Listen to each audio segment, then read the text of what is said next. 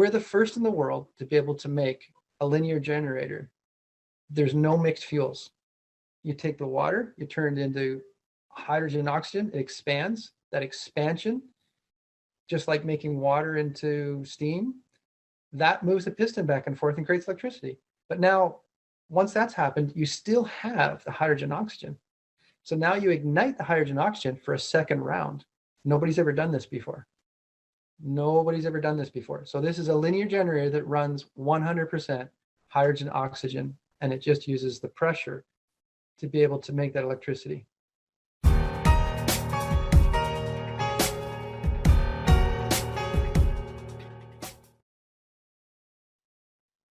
And good afternoon, everyone. Tom Ross is back with me today. This is part 3 of our talk about the future of hydrogen, how it's going to be implemented through the society, where the adoption is going to occur first, and how this will actually change what we understand as energy usage, energy infrastructure, and with the Great Reset in play right now, in the real future, where the real changes are going to happen on the ground that will affect their lives in many ways. So, talking about hydrogen, we've been hearing about it more and more. So to have somebody present it that's knowledgeable, industry expert, understands where the changes are going, how they're going to manifest, and then how it can be utilized across society to change the society.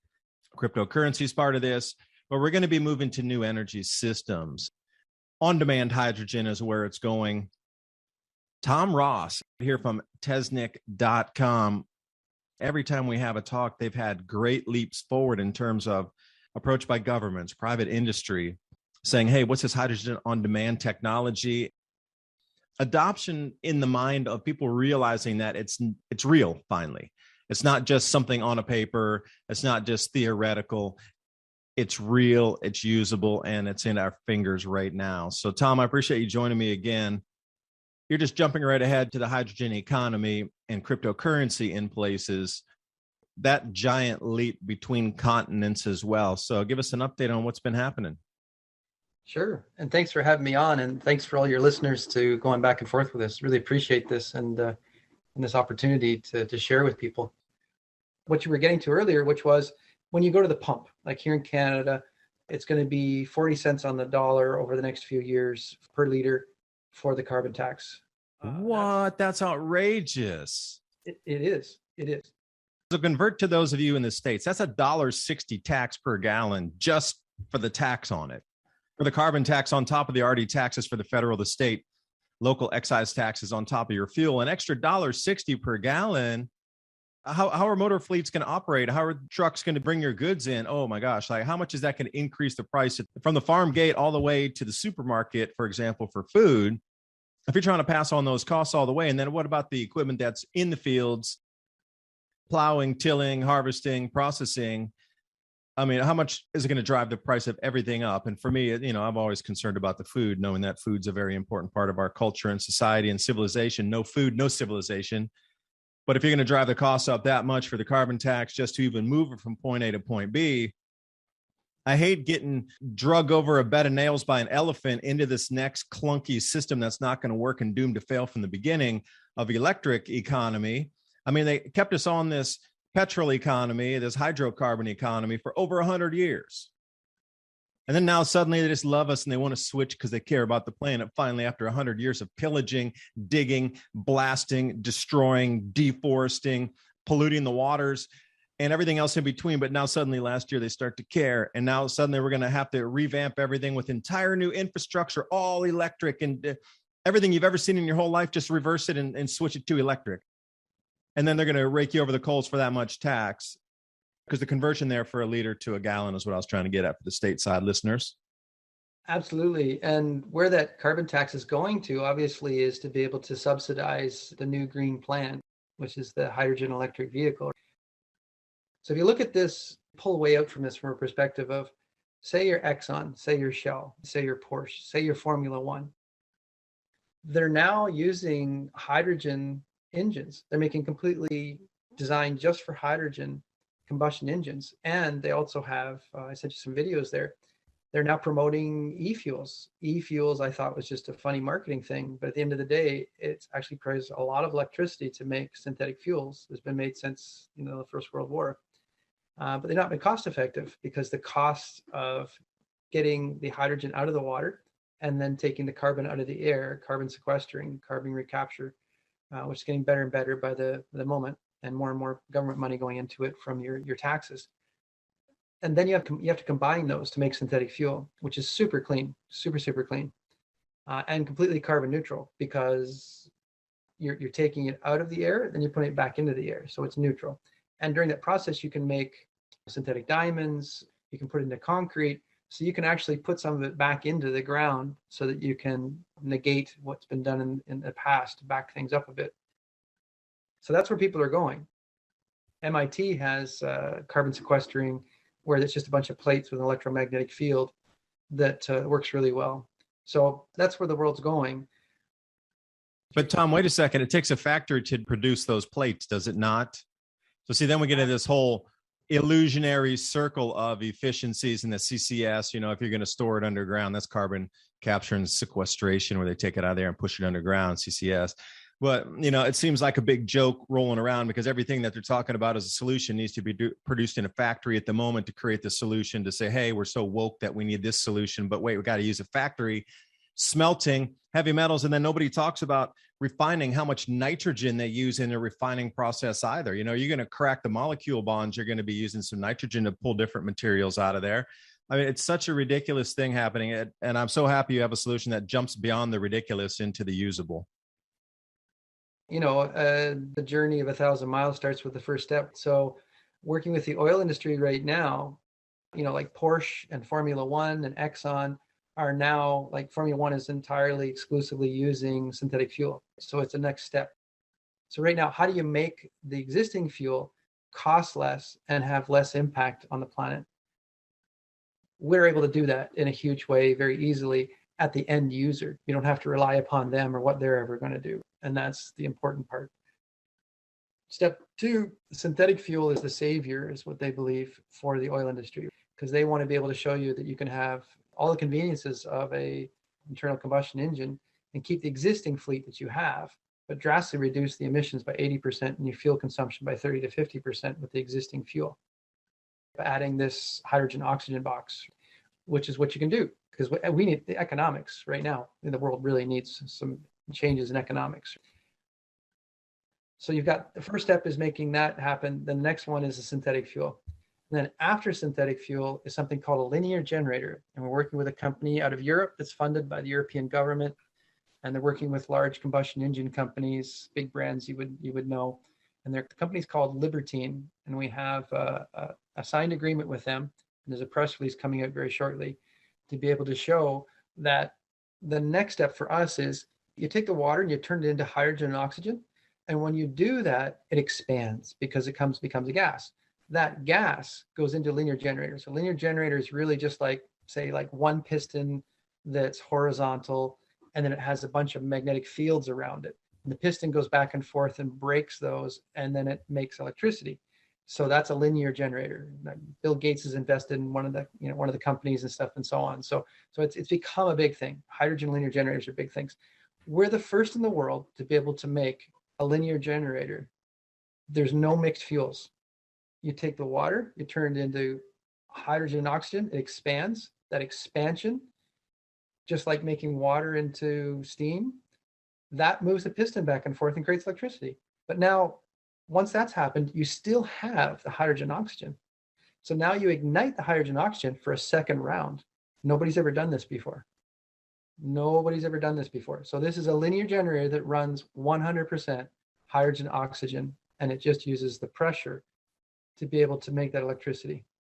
So that's when you get to the point where anything new that's made, or turning your existing vehicle into a mild or light hybrid with an alternator or in-wheel motors, or replacing your transmission, whatever it looks like for a roadmap to get there, we're going to be able to do that. Like, you can get an old Prius today, a Gen 2, a Gen 3, and you can get the aftermarket kit to make it so it's a plug-in and get the extra extended battery. And on 11 gallons, you can look this up, on 11 gallons of fuel, a Prius will go 1,000 miles. Getting to the light hybrid with existing fleets will be the next step, where you electrify it, not just put the hydrogen in to reduce the carbon, the particulates and stuff and so on. That'll be step two. Then there's going to be a mix of people out there that are going to have synthetic fuels. But then there's also a lot of like hemp and other products out there that are these vegetable oils type stuff. And those are becoming a lot easier to come across right now. So you'll be able to put that in your vehicle and use that as well. So it's going to be a big mix in the world. But once you get to the linear generator, you're looking at electricity for 3 cents a kilowatt hour with very small devices, decentralized, on demand. No storage, no transport. That's the World Series. That's the ring. You've done it. But we got to get from here to there, right? So let me stop here for a second. Last time we spoke, I was telling you that I've been getting generators together out on my farm out here. And the amount of research that I did, I went for smaller units, and then I could couple those together with a parallel kit, because using the fuel you have to generate electricity, even if you're down at a fuel efficiency at 25% or 50% through the evening when you're not peak loading, after an emergency, the realization is we only have so much fuel. And once you burn through your fuel, you are out of electricity once more. So our last conversation was talking about kits that could go on top of generators to extend fuel life and working hours of generators, emergency generators. This is just another whole facet for my crew, and a lot of people listening to me are focused on the preparation aspects, knowing that, A, we're going to need to grow our own foods. We're going to need to process our foods, store it, dehydrate it, can it, whatever it might be, thinking more of a pioneering lifestyle, but using modern technology to increase that quality of life, even though you're at a pioneering lifestyle, if you have electricity. So walk me through putting something on top of a generator, because the reason I didn't go above 5,000 watts on a generator was just sitting even at 25%, you're still burning through multiple gallons in a 6-hour period. That's unacceptable, because maybe you only have 30 gallons in your house. You need to stretch that out. So I was down at the 2,000 watt, but then getting parallel kits. So if I was going to run on a minimum charge, I could disconnect everything else, turn all the other generators off, and then just run one simple one for the super basics. And then when a charge needed to increase, just plug them back in and fire up a second one, let them cool down during refueling, etc. That was my main focus, was stretching every molecule out of a gallon of gas to produce electricity in a grid down or emergency situation. Preparedness of emergency is stretching fuel supplies. So for me, hydrogen add-ons to generators is also on my radar as an essential for getting ready to prep out for emergencies. So walk us through that, because this is kind of a new concept, and I know a lot of people really want to hear, hey, I never heard about this. You could put something on top of a generator to increase fuel efficiency. We're working with some students from Earth University in Costa Rica that worked on a pilot in the past with Cummins diesel to make it so that farmers in remote areas, and they just wanted to boldly sell Cummins diesel motors and tractors where they'd never sold them before, because the access to fuel they couldn't get it. So they made it so that they could make their own vegetable oil fuels to be able to put into these things. So it's been done before. The thing is now is, can I get access to it, and what will the price be in the future? And as they start to do what they've done here with generators, is standby generators and full-time generators for remote communities now have to comply. They used to be exempt for the emissions. This will freak you out. This took me a long time to swallow this one and go, this is not possible. They can't do this. So if you're on a Indigenous reserve here in Canada, and we're part of a group called Indigenous Clean Energy, it represents 350 million Indigenous people worldwide. We're a technology partner and help train and help them with this stuff. You're bringing in fuel, you're flying in fuel. It's like, now you have to put emissions controls on this that cost more than the original cost of the generator, and you're going to consume 25% more fuel. Obviously, the economics are being squeezed with this regulatory stuff where they're saying, you know what? Whoever's selling this stuff to me better come up with something better, because I'm just not going to do that. So they're trying to get you to go to water, wind, solar, batteries, whatever it is. And they're subsidized from this squeeze. But it's not really there for a lot of people that just don't have access to the lending or the CapEx, or they're small, like a native reserve. So for us, We can put these devices on, and we can also show them how to be able to use multiple sources for these fuels, because we make lazy oils into high grade fuels in the combustion chamber instantly with very low emissions. So we're able to make it so they can use their existing stuff right now. And what they were faced with was an impossible capital expenditure that didn't make any sense. They could never do it to comply with the new emissions. Number two, they were going to have to budget for 25% more fuel consumption for the electricity. That's not going to happen, okay, especially after that capital expenditure. So the delta between us and them is a 40% gain versus, option number one. Option number two is us, right? You're talking about a capital expenditure where the return on your investment with a diesel generator on a native reserve would be about 3 months. Now, that's something you can finance and somebody's going to help you with. That's not hard. And you've got an additional 20% fuel savings, and you can use lazy fuels. So you can start making your own fuels from whatever, it doesn't matter. Any type of vegetable oil will work fine. Now you can become self-sufficient. So it's like you said, it's not just about savings. It's about, how do I keep the lights on? And how do I get access? Where do I get the source from? Like in your case, we can set you up with a kit so you can make your own fuel and be self-sufficient. Yeah, because it seems like this overregulation of our lives, even if you want to become self-sufficient, there still needs to be a tax associated with your self-sufficiency. And those out there that are trying to become more self-sufficient and get on systems and solutions that will allow the greatest amount of autonomy. Now, I know you can't completely unplug that. That's a near impossibility. But getting toward the cusp of almost everything we produce, we can consume. And the reason I tell you about this is in Tennessee, there's an excise tax of 25 cents per gallon that you have to pay, even if you produce your own biofuels. Now, that's up to the first 1,000 gallons. And then after you exceed 1,000 gallons of production, they give you your first 50 gallons for free. Oh, so generous. But anything after 50 gallons of biodiesel production that's burnt in your vehicle, then you have to pay the 25 cents excise tax on it back to the state. And if you exceed 1,000 gallons of production, you're considered a commercial refinery operation, where then you need, all the safety equipment and everything that would be regulated in a regular refinery. Like, nobody can afford that. Nobody.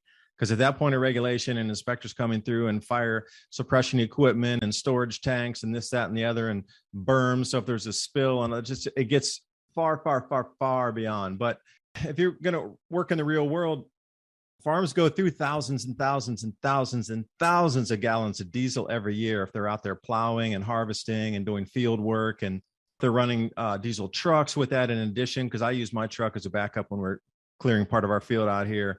We use tarps and we throw things in the back and we run it to a fire pile.